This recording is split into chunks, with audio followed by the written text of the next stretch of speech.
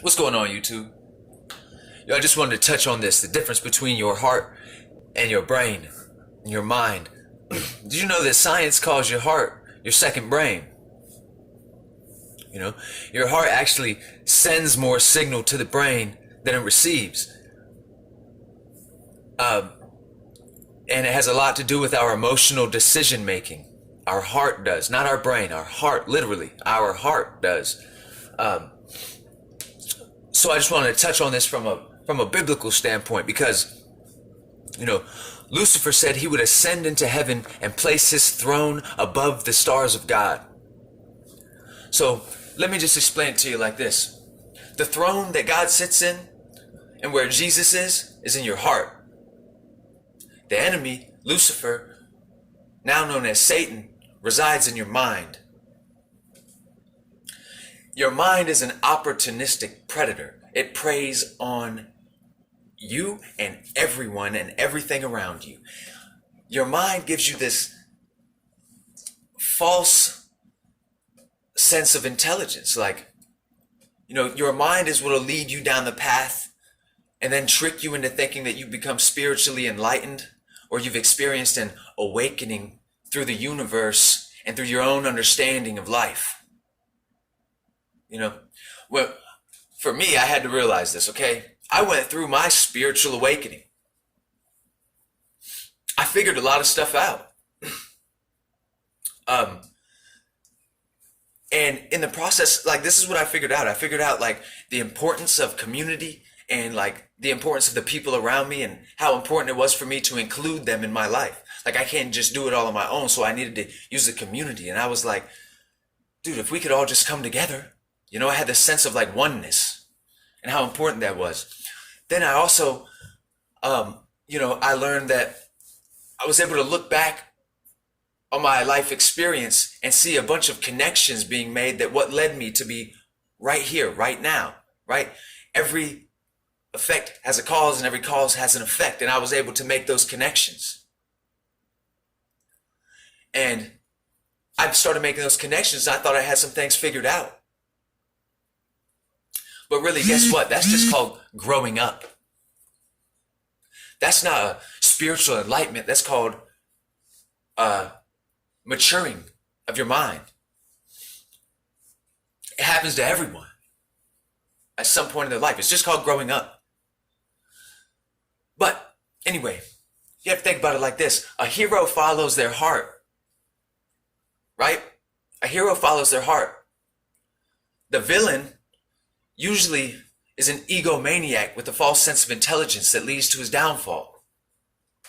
See, your mind is this thing that will convince you that what everyone else says about you is true. Your mind will tell you that what you're doing is right. Your mind will trap you in guilt and trap you in bad habits. Your heart is the only thing that can free you from that. See, your mind will let a man meet a woman, sleep with her, and then ditch her and hurt her. But your heart won't allow it if you live from the heart. You have to focus on your heart. You really have to try it. You really gotta just go with it. Go with your heart.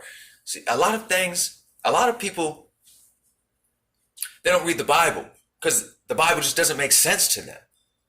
Like it's all illogical or whatever. Well, that's because the Bible was written for you to read with your heart and not your mind. So your mind will destroy all works of faith. But your heart will lead you down paths you never knew existed and never called anything impossible. That's God. So God lives here. Your enemy lives here. Your heart is what allows you to transcend the desires of the flesh. Your heart, if you have a clear heart, you have a clear conscience. You're right with God. Your mind just plays tricks on you. Your mind is that thing that tells you you're too short, too tall, too skinny, too fat, too smart, too dumb. It doesn't matter. You see what I'm saying? Your heart will never lead you astray. it's really hard for me to watch some people's YouTube videos because I was doing the same thing. Like, I thought I had all the answers, and I thought I was leading people to these great realizations in life, and I thought I was really helping people, when truly I wasn't. Like, I'll give you an example of seed sowing and how your heart is so much stronger than your mind, okay? So, my fiance, she has a small group of friends. They've been friends forever, like since middle school or something. And for the most part, none of the friends have changed. Like, the friendships haven't changed really. Like, they're just kind of like happy-go-lucky friends. Like, they don't really plan anything. They just kind of meet up and figure out what they're going to do. And to me, I like to have everything planned out. Like, I want to know when we're going to get there, who's going to be there, what are we going to do, what time are we going to leave, all that stuff. Like, and so but I started noticing things like her friends, like maybe she would send a message to them and they don't respond for like 2 days. And I'm like, that's messed up. I told her that. I'm like, that's messed up. Like, they just don't respond to you. And she's like, no, it's not anything like that. It's just, it just happens. And I'm like, no, you don't understand. And then so like, maybe she would make plans with them and everyone's supposed to meet up at 6, but nobody shows up until 8. And I'm like, look at this. Look at this. What did I tell you? They just take advantage of you. I told her that.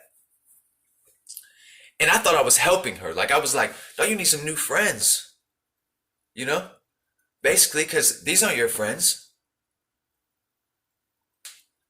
But I didn't realize what I was doing. Okay? Because she had had this, this relationship with these people for years. And she loved them. But I came in with my brilliance, my brilliant mind, and I started telling her, don't you see it? Can't you see? Guess what happened? Like 2 months later than that, she turned around to me like this. I'm so tired of my friends. They just take advantage of me. I feel like I need new friends. And I was like, dang, those were my words. Those were my words. I planted that seed in you. And then she felt depressed. She didn't have any friends. She didn't think that the friends she had were real friends. But who was I to judge that? Who was I to judge her friends? And her relationship with her friends. That's not up to me, but I did it anyway. And that was my mind destroying faith. I became the destroyer of faith. At work, I started to tell people conspiracy theories and started to tell them they want to tell me something about God or the Bible, and I would be like, bro, you don't understand. A bunch of people just wrote that stuff, man. Yeah, sure, there's a lot of good wisdom in there. But are you acting on it? How could God be real when you're not changing? How could God be real and this is all so messed up? Then, guess what happened? I got slapped in the face by Jesus. Like, I got a message that was like, dude, you're on the wrong path, bro. And Jesus is like, just like I was Saul or something, why are you persecuting me, bro? And I was like, dude, I had no idea what I was doing. I thought I was helping people. And then so I came to this realization and I started seeing things around me and it led me to go get the Bible, and through my disbelief, I came to believe, and also I was shown mercy from God. God showed me mercy because I was just leading people away from him. Because at work, guess what happened when I started trying to bring up the Bible? The same people that were telling me about God before started quoting my own words back to me on how the Bible was all bullshit. Like magic. The sowing of seed. It's what I read about in the Bible. But see, the sowing of seed, my seed versus God, God will win every time. Like, I have to really break down somebody's faith if I want to get them out of that mindset, and I would do it. Really break them down. Like, can't you see it doesn't make any sense? I started to tell people even that I thought, because I had been so twisted from watching everybody's YouTube videos, I was so twisted I thought that Jesus was the son of Satan, not the son of God. I was telling people that, believe it or not. And it was horrible, bro. It was horrible. Guess what happened? Guess what happened when I started doing that? I started to have zero faith. I wasn't thanking God for anything. Guess what happened? I couldn't even eat anymore. I woke up one day, I was like, dude, I'm going vegetarian. I'm going to be a raw foodist. I was killing myself, bro, because I can't afford to eat like that. I just can't. I was killing myself because I wasn't thanking God for what I had in front of me. What I had in front of me was being taken from me. And I was taking faith from other people. And even my faith was being taken. It's a hard deal, but your mind is a false sense of intellect. Your true intelligence comes from the heart. Your true intelligence comes by faith. By faith. You have to believe in things you can't see, because if you only believe in things that you can see, your life is miserable. You have no hope. So you don't hope for something you already have. You don't hope for something that you can see. You hope for things that you don't have, that you hope that they come. You see what I'm saying? I used to destroy people's faith, man. Destroy it. And it was easy for me. I had to come to realize I was possessed. I was doing all this new age stuff. I was real into the Kundalini, into the mantras and, sacred geometry, and how I was at one with the universe, and I was co-creating my reality, and it's all false. That's a product of the devil. Right here. I started to let my mind overrule my heart in almost every aspect of life, and it was killing me, bro. Killing me. So all I'm asking you to do today, start living a little more by faith. Don't let anybody challenge your faith, because I'm telling you, they're not on your side. If they're challenging your faith and things unseen, they're not on your side. I started seeing synchronicities everywhere. I was like, wow, my mind is opening. I didn't realize that was God tapping me on the shoulder like, hey bro, you're going the wrong way. Like, seriously, bro, there's no wisdom to be found in 1111 on the clock. There's no wisdom there. This is not going to happen. Guess what? It's 11:11 twice a day. You remember the old saying, even a broken clock is right twice a day. It can still be broken though.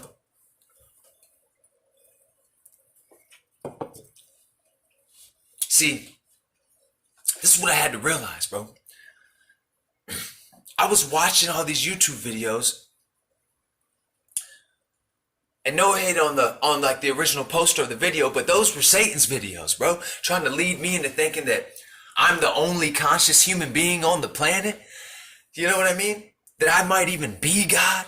I'm co-creating this simulation. I used to think that if it's raining today, it's because of something I did yesterday. I thought I had that much power.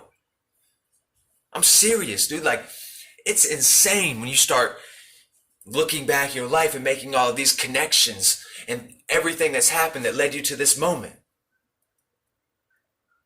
But you can't take responsibility for any of it. Any of it. Your life isn't yours. See, a lot of people are searching for their purpose. Like me, I've been searching for my purpose so hard. I didn't realize that the harder I searched, the further I was getting away from it. Like, I had to let it come to me because I didn't create myself. I can't take credit for my own creation. I can't take credit for my life, therefore. I was created by God. That means that God has created me for a purpose. Not my purpose, but his purpose. And I have to know that by faith, that what I'm doing will bring glory to God. See, but a lot of people were misrepresenting God in my life, like telling me about God while they're not right with God. So I'm like, bro, why are you telling me all that? You can't. Okay, bro, you have to see. Okay, if God was real, then how come you? That's what I was doing.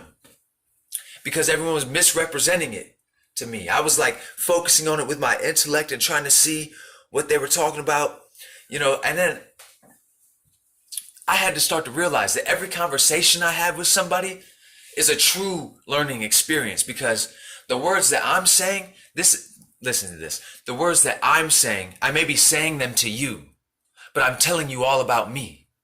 Like, for example, if someone calls me an idiot, if they say, dude, you're an idiot, my mind will say, dang, I must be an idiot. But my heart tells me, bro, you don't mean that. I know I'm not an idiot, bro. But you should really not be that hard on yourself. Because if you call me an idiot, you're not speaking about me. That came out of your heart. You know what I'm saying? That came out of you. That you said I'm an idiot, but really you're just telling me the words that you use to describe yourself in your quiet time. And that stuff hurts my heart, bro. It hurts my heart to hear people call each other names and stuff, because I know that, like, just because so-and-so said I was an idiot doesn't make me an idiot, right? It does not make me an idiot. But idiot is a word that's in the vocabulary often in their head. Idiot. Like, the intellectual part of my mind will convince me that I am smarter than everyone else around me. I'm always 3 steps ahead of everyone. And I'm spiritually enlightened. You know? And I want everyone to look at me for the things that I've discovered. You know? I didn't discover anything, but I can dang sure take credit for it. You know? That's what I wanted to do. See, I wanted everyone's end goal. I wanted everyone's end to be at my YouTube channel. Because I thought I had it all. I thought I had all the answers to your problems. Well, guess what? I do now. It's called God. You have to ask God. You have to really believe from here. Don't try to believe in here, because it's just going to confuse you, you know. For who can understand the depth of the riches of the knowledge and wisdom of God? For who has been an advisor to God? No one. So we can't hope to understand it here, but you can understand it in your heart, because that's where God is. He speaks to you from your heart. So my point is, be careful with your self-talk. Realize when your mind is trying to take over for your heart. But don't ever let your heart overrule, or don't ever let your mind overrule your heart. Take it easy, man.